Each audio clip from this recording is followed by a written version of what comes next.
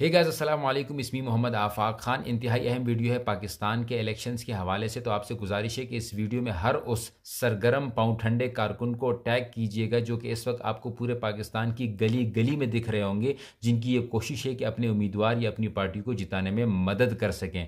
एक वीडियो मेरी नज़रों के सामने से गुजरी जिसमें मैंने देखा कि कुछ लोग एक मस्जिद में लड़ाई कर रहे हैं, बहस कर रहे हैं और इमाम साहब को तनकीद का निशाना बना रहे हैं। वीडियो की आवाज़ों से ये पता चलता है कि उसमें लोगों का कहना है कि इस इमाम साहब ने सियासत पर बात क्यों की, मस्जिद के मेंबर पर बैठकर सिर्फ दीन और इस्लाम की बात करनी चाहिए।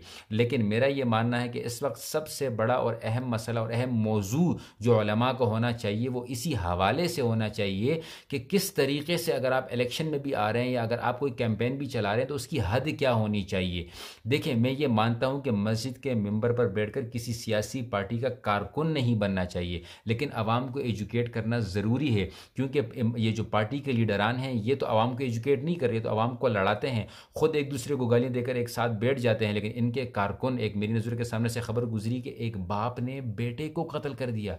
इन्ना लिल्लाहि व इन्ना इलैहि राजिऊन। सियासी बहस की वजह से बाप ने बेटे को कत्ल कर दिया। ये होती है जहालत और यहाँ पर एजुकेशन की ज़रूरत है। आपकी नज़र के सामने इस तरह की वीडियोस भी गुजरी होंगी कि कुछ लोग एक क्रेन पर चढ़कर कोई झंडा लगाने की कोशिश कर रहे होते हैं, वहाँ से वो गिरकर जाँ बहक हो जाते हैं। वो शहादत नहीं बल्कि वो खुदकुशी के ज़ुमरे में आता है। आप कोई दीन के लिए नहीं लड़ रहे, ये एक सियासी पार्टी है, सियासी कारकुनान है।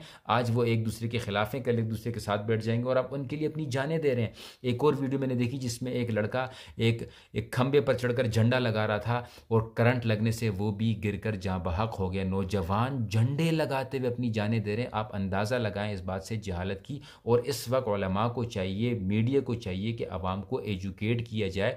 आवाम इतनी ज़्यादा जहालत का शिकार हो चुकी है कि अगर कोई मस्जिद का इमाम बैठ कर उनको अगर कोई बात नसीहत भी करता है तो उनको ऐसा लगता है कि उनके सियासी पार्टी के ख़िलाफ़, उनकी सियासी लीडर के ख़िलाफ़ कोई बात हो रही है और वो मस्जिद में भी लड़ पड़ते हैं। ये इतनी ज़्यादा हमारी सियासत गंदी हो चुकी है। और तो और एक और वीडियो देखी कि डकी भाई ने भी ऐलान कर दिया कि वो भी भाई इलेक्शन में हिस्सा ले रहे हैं, किसी पार्टी का जो है वो भी सरगर्म पाँव ठंडे कारकुन बन रहे हैं। टिकटॉकर्स आ रहे हैं भाई सरगर्म पाँव ठंडे कारकुन बनकर और वो भी किसी न किसी पार्टी की कैंपेन चलाने की कोशिश कर रहे हैं। किसी को बैकग्राउंड के बारे में पता ही नहीं है, उम्मीदवार को खुद नहीं पता। हालांकि अगर आप किसी भी पार्टी के बारे में बहस करना चाहते हैं, कोई भी उम्मीदवार आपके पास आए, आपको कोई ज़रूरत नहीं उससे लड़ने की या जूते मारने की या इलाके से भगाने की। नहीं, उनको बिठाएं, मोबाइल से कैमरे निकालें, कैमरा मतलब ऑन करें, उनसे पूछें कि जी हाँ, मुझे ये बताइएगा कि आपको किस बुनियाद पर वोट दिया जाए, आपका या आपकी पार्टी का मंशूर क्या है, आपने पहले हुकूमतों में क्या किया है। अगर कुछ नहीं किया तो आप ये बताएं आप इस वक्त क्या करने जा रहे हैं, आपके वादे क्या हैं, उन वादों को कैसे पूरा करेंगे। हमें पूरे एक क्लेरिफिकेशन दी जाए कि आपको वोट क्यों दे आया, आपका मिशन विजन वो एक्सप्लेन आपने अपने आप के साथ भी किया है या नहीं किया, या सिर्फ हवाई बातें हो रही हैं। इस तरह की एजुकेशनल बहस की जाएगी तो फिर आप देखें कि ये जो मौसमी उम्मीदवार हैं ये खुद भाग जाएंगे। ये तो जिसके पास पैसा होता है वो उतने ज़्यादा झंडे खरीद लेते हैं और झंडे खरीदने की ज़रूरत ही नहीं पड़ेगी जब आप कोई काम करेंगे।